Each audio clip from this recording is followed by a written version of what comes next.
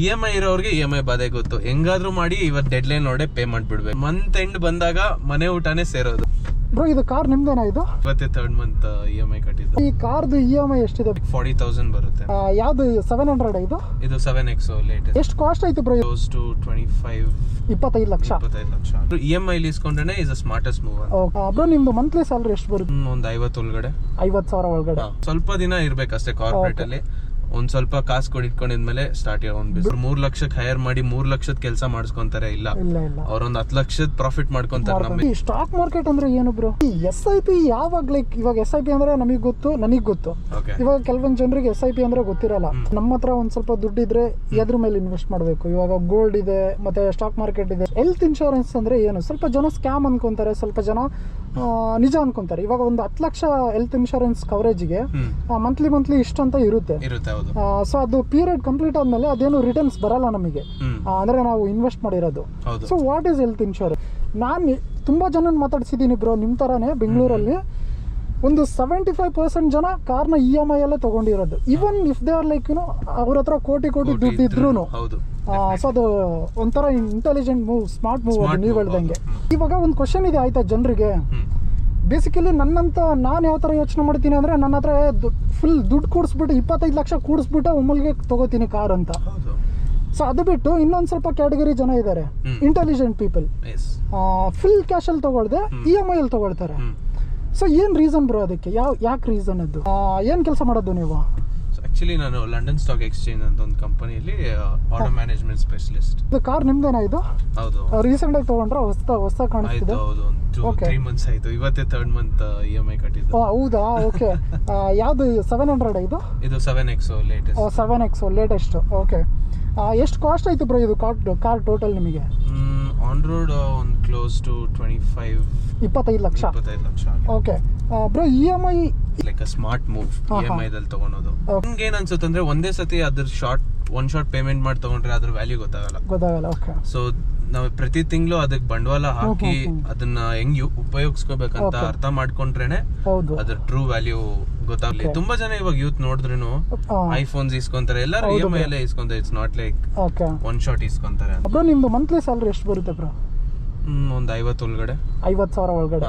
ಈ MNCಗಳು ಟಾಟಾ, ವಿಪ್ರೋ, ಇನ್ಫೋಸಿಸ್ ಅವೆಲ್ಲ 3 lakh 3.5 lakh package offer ಮಾಡ್ತಾರೆ ಅಷ್ಟು. ಅಂದ್ರೆ ಇವಾಗ ಯಾರು ಕಾಲೇಜ್ ಮುಗಿಸಿರ್ತಾರೆ ಅದ್ರ ಬಗ್ಗೆ ಏನ್ ಹೇಳ್ತೀರಾ ಬ್ರೋ? ಅದು ಅವರಿಗೆ ನ್ಯಾಯ ಅಂತ ಅನ್ಸುತ್ತಾ ಕಂಪನಿಯವರಿಗೆ? ಯಾಕಂದ್ರೆ ಸ್ಟೂಡೆಂಟ್ಸ್ ಎಲ್ಲ ಲಕ್ಷ 10 ಲಕ್ಷ 20 ಲಕ್ಷ ಎಲ್ಲ ಖರ್ಚು ಮಾಡಿ ಕಾಲೇಜ್ ಎಲ್ಲ ಓದಿ ಕಂಪ್ಲೀಟ್ ಮಾಡಿರ್ತಾರೆ. ಕೊನೆಗೆ ಅವ್ರಿಗೆ ಸಿಗೋದು 3 lakh 4 lakh package end of the college.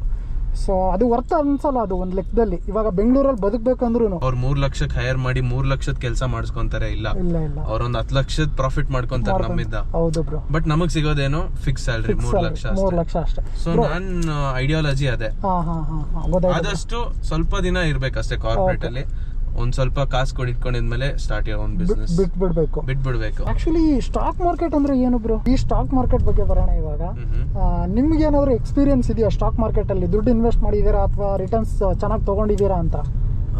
Returns ಅಂತದೇನಿಲ್ಲ, but recently silver ಎಲ್ಲ ಇದ್ದಾಗ ನಾನು ಇಸ್ಕೊಂಡಿದಾಗ ಆಕ್ಚುಲಿ ಐ ಗೆಸ್ 180 ರೂಪೀಸ್ ಇತ್ತು per gram. But non sale ಮಾಡಿದಾಗ 320 ರೂಪೀಸ್. Huge profit. ಬಟ್ ಅದೇ ಇದ್ರಲ್ಲಿ ಏನ್ ಆಟ ಅಂದ್ರೆ ನಾನು ತುಂಬಾ ಕಡಿಮೆ ಶೇರ್ಸ್ ಇಸ್ಕೊಂಡಿದ್ದೆ. ಹೌದಾ? ಎಷ್ಟು ಒಂದು 50 ಶೇರ್ ಏನೋ ಅಷ್ಟೇ. ಸೊ ಅದೇ ಲೈಕ್ ನನ್ ಜಾಗದಲ್ಲಿ ಇನ್ನೊಬ್ಬ 1 lakh shares what ever huge amount ಅಲ್ಲಿ ಇಸ್ಕೊಂಡಿದ್ರೆ ಅವ್ನ್ ಪ್ರಾಫಿಟ್ಸ್ ಜಾಸ್ತಿ ಇರುತ್ತೆ, ಸಿಕ್ಕಾಪಟ್ಟೆ ಇರುತ್ತೆ. ಬಟ್ ಅದ್ ನಾನೇನ್ ಆಂಟಿಸಿಪೇಟ್ ಮಾಡಿಲ್ಲ, ಜಸ್ಟ್ ಹಂಗೆ ಸುಮ್ನೆ ಹಾಕ್ಬೇಕು ಎಲ್ಲಾದ್ರೂ ಅಂತ ಸುಮ್ನೆ ಹಾಕಿಟ್ಟಿದ್ದೆ. ಅದೇನೋ ಹಂಗೆ ಕ್ಲಿಕ್ ಹೊಡಿತಷ್ಟೇ. ಗೊತ್ತಾಯ್ತು. ಈ ಕಾರ್ದು EMI ಎಷ್ಟಿದೆ ಬ್ರೋ ನಿಮ್ದು? ಸದ್ಯಕ್ಕೆ ಅರೌಂಡ್ ಲೈಕ್ 40,000 ಬರುತ್ತೆ ಮಂತ್ಲಿ EMI. ಆಕ್ಚುಲಿ ನನ್ನ ಲೈಫ್ ಆಗ ಅನ್ಕೊಂಡಿರ್ಲಿಲ್ಲ ನಾನು ಇದು ಲೇಟೆಸ್ಟ್ ಮಾಡೆಲ್ ಅಲ್ಲಿ ಕೂತ್ಕೋತೀನಿ ಅಂತ ಈ ತರ ಕಾರಲ್ಲಿ. ಇದಕ್ಕಿಂತ ಮೇಲೆ ಇದೆ ಬ್ರೋ. ಅದೇ ಅದು ನಂಗೆ ಇನ್ನೂ ಗ್ಯಾಪ್ನೇ ಇದೆ. ನಮ್ ತಂದೆ ಹೇಳಿದ್ರು, ನಾನು 8th ಸ್ಟ್ಯಾಂಡರ್ಡ್ ಎಕ್ಸಾಮ್ ಬರೆಯಕ್ ಹೋಗುವಾಗ ಹೋಗ್ತಿದ್ರು, ಅವಾಗ ಪಕ್ಕದಲ್ಲಿ ಒಂದ್ ಕಾರ್ ಇತ್ತು, ಹಾಗೆ ಸ್ಯಾಂಟ್ರನೋ ಯಾವ್ದೋ. ನಾನು ಅದನ್ನ ಹಂಗೆ ನೋಡ್ತಿದ್ರು, ಯಾರು ಗೊತ್ತಿರೋರ ಅಂತ ಕೇಳ್ದೆ. ಇಲ್ಲ ಮಗ, ಯಾವಾಗೂ ನಿನ್ಕಿಂತ ಜಾಸ್ತಿ ಇರೋರ್ನ ನೋಡ್ಬಿಟ್ಟು ಅವ್ರ ತರ ಇರೋದಕ್ ಟ್ರೈ ಮಾಡು. ಅವಾಗೆ ನೀನ್ ಅಟ್ಲೀಸ್ಟ್ ಒಂದ್ ರೇಂಜ್ ಬರ್ತೀಯ. ಈ ಕಂಟ್ರಿಯಲ್ಲಿ ಆಸೆ ಪಡೋದಕ್ಕೆ ಏನು ಲಿಮಿಟ್ಸ್ ಇಲ್ಲ. ನಿಮ್ ಮನೇಲಿ ಕುತ್ಕೊಳ್ಳಿ, ಸುಮ್ನೆ ಫೋನ್ ಓಪನ್ ಮಾಡಿ ಆ ಬೈಕ್ ಇಸ್ಕೋಬೇಕು ಅಂತ ಒಂದ್ ಆಸೆ ಪಡಿ, ಅದನ್ನೆಲ್ಲಾರು ಒಂದ್ ಬುಕ್ ಅಲ್ಲಿ ಬರೀರಿ ಸಾಕು. Even if you didn't achieve it, ಒಂದ್ 10 ವರ್ಷ ಆದ್ಮೇಲೆ ಅದನ್ನ ಅಚೀವ್ ಮಾಡಿಲ್ಲ ಅಂದ್ರೇನು ಓಕೆ, ನನ್ಗೆ ಆ ಟೈಮಲ್ಲಿ ಈ ಆಸೆ ಇತ್ತು ಅಂತ ಮೇ ಬಿ ನಿಮ್ಗೆ ಆವಾಗ ಒಂದ್ ಸ್ಪಾರ್ಕ್ ಆಗಿ ಏನೋ ಒಂದ್ ಚೇಂಜ್ ಮಾಡ್ಬೋದು. ನಮ್ಮ ಹತ್ರ ಒಂದ್ ಸ್ವಲ್ಪ ದುಡ್ಡಿದ್ರೆ ಎದ್ರ ಮೇಲೆ ಇನ್ವೆಸ್ಟ್ ಮಾಡ್ಬೇಕು? ಇವಾಗ ಗೋಲ್ಡ್ ಇದೆ, ಮತ್ತೆ ಸ್ಟಾಕ್ ಮಾರ್ಕೆಟ್ ಇದೆ, ಮತ್ತೆ ಸ್ವಲ್ಪ ಸೇಫ್ ಇನ್ವೆಸ್ಟ್ಮೆಂಟ್ ಇದೆ. ಸೊ ಯಾವ್ದು ಬೆಸ್ಟ್ ಅಂತೀರಾ ನೀವು? ನನ್ನ ಪ್ರಕಾರ ಅಂದ್ರೆ ಫಸ್ಟ್ ಥಿಂಗ್ ನನ್ ಈ ನಡುವೆ ರಿಯಲೈಸ್ ಆಗಿದ್ದು, first thing invest in your self. ನೀವು ಯಾವಾಗೂ ನಿಮಗ್ ನೀವು ಇನ್ವೆಸ್ಟ್ ಮಾಡ್ಕೊಳ್ಳೋದು ಹಿಂದೆ ಮುಂದೆ ನೋಡ್ಬಾರ್ದು. ಊಟದ ವಿಚಾರದ ಹೇಳ್ತಿಲ್ಲ, let it be maintaining your self. ಈ ನಡುವೆ ಅಂತೂ ಎಷ್ಟೇ ಕಾಸು ಮಾಡಿದ್ರು ಹಿಂಗ್ ಹೋಗ್ಬಿಡುತ್ತೆ, ಹೇಳಕ್ಕಾಗಲ್ಲ.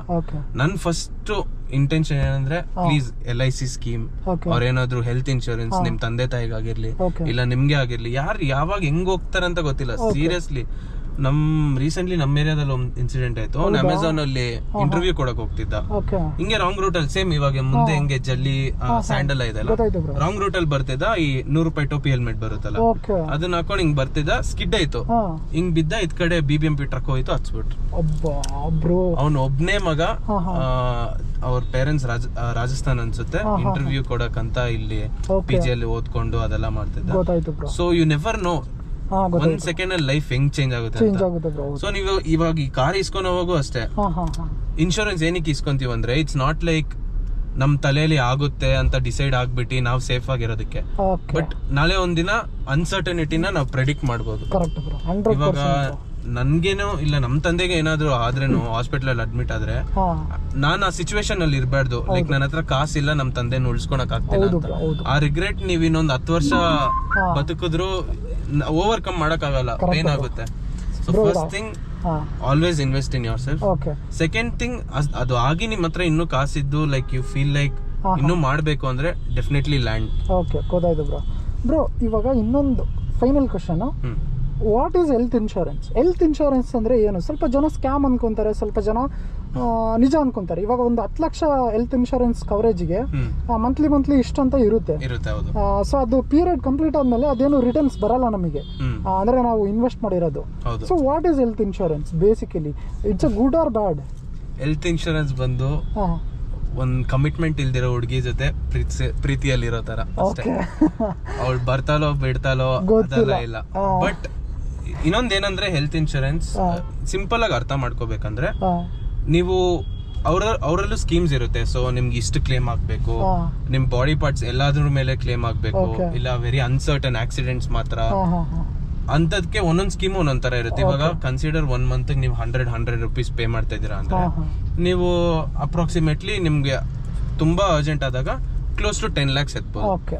ವಿಚ್ ಇಸ್ ನಾಟ್ ಇವಾಗ 100 ನೀವೊಂದು 50 years ಗಾದ್ರೂ ಐ ಡೋಂಟ್ ಥಿಂಕ್ 10 ಲಕ್ಷವರೆಗೂ ಬರುತ್ತೆ ಅಂತ ಮಂತ್ಲಿ. ಬಟ್ ಹೆಲ್ತ್ ಇನ್ಶೂರೆನ್ಸ್ ಹೆಂಗಂದ್ರೆ ಅವ್ರು ನಿಮ್ ಕಾಸ್ನ ಡೈವರ್ಸಿಫೈ ಮಾಡ್ತಾರೆ. They are investing in places where the government can make money, or the private company ಯಾವ ಹೆಲ್ತ್ ಇನ್ಶೂರೆನ್ಸ್ ಕಂಪನಿ ಇದೆಯೋ ಅವ್ರು ಕಾಸು ಮಾಡ್ಕೊಂತಾರೆ. ಸೊ ಅವ್ರ ನನ್ ಪ್ರಕಾರ ಅವ್ರಿಗೆಲ್ಲ like every day health insurance ಗಳು ಯೂಸ್ ಆಗಲ್ಲ. ಬಟ್ ಆದಾಗ ಹೆವಿ ಖರ್ಚು ಬೀಳುತ್ತೆ. ಬಟ್ ಅವ್ರ ಮೋಟಿವ್ ಹಂಗೆ, ಲೈಕ್ ಆ ಸೊಸೈಟಿನ ಬೆಳೆಸ್ಬೇಕು ಅನ್ನೋದಾಗಿರ್ಲಿ, ಇವಾಗ LIC ಸ್ಕೀಮ್ಸ್ ಆಗಿರ್ಲಿ ಎಲ್ಲ ಅದೇ ಬೇಸಿಸ್ ಮೇಲೆ ಇದೆ ಅಂತ ನನ್ ನಂಬಿಕೆ. ನಾನು ಇನ್ನೂ ಹೆಲ್ತ್ ಇನ್ಶೂರೆನ್ಸ್ ಮಾಡಿಲ್ಲ, ಕಂಪನಿ ಹೆಲ್ತ್ ಇನ್ಶೂರೆನ್ಸ್ ಇದೆ, ಬಟ್ ನಮ್ ತಂದೆ ಮಾಡ್ಸಿದ್ದಾರೆ. ಸೊ ಅವ್ರಿಗೆ ಇನ್ನೂ ಐಡಿಯಾ ಇರುತ್ತೆ. ನಾನು ನಿನ್ನೆ ನೋಡ್ತಿದ್ದೆ, ಅದಕ್ಕೆ ನನ್ಗೆ ಅನ್ಸ್ತು always invest in your self.